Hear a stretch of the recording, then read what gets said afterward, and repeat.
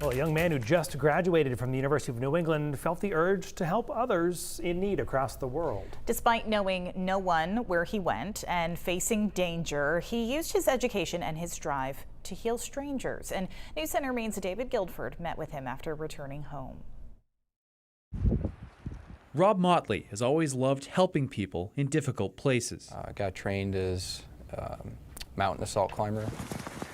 The Connecticut native spent 5 years between Army ROTC and active duty when an injury cut his dreams short before it could take off. It was pretty devastating, not being able to do this career you had wanted to do your whole life.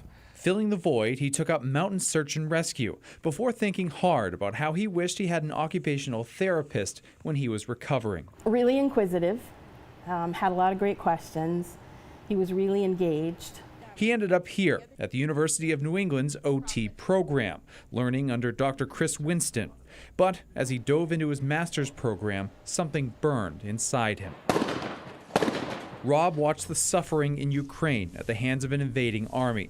And once graduating this past spring, never having been there or spoken the language, he found some contacts and took a solo trip. Put it on a credit card and then deal with it after the fact. Yeah. He immediately got to work, volunteering at this brand new outpatient facility in Lviv. My job was to try to make those upper extremity injuries, to try to make them as functional as possible. All of his patients were amputees. Nearly all wanted to recover with prosthetics so they could get back to the front line, while civilians faced constant nearby shelling, yet they went on with their lives. The Ukrainian people are the most iron-willed group of individuals I've ever met.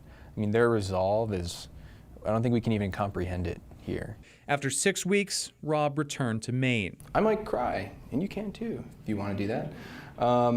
And to UNE to share his experiences with other students in his field. This was a monument they had erected. He spoke about the real-world skills he honed overseas. Here we're sitting in a chair, but if he's on the front line. And though he never faced war as a soldier, he knew what it was like to have a dream of service cut short. So he really related in a very different way than if I'd gone. He plans to return to help others, but not alone this time. One of the best things I was told when I was over there was,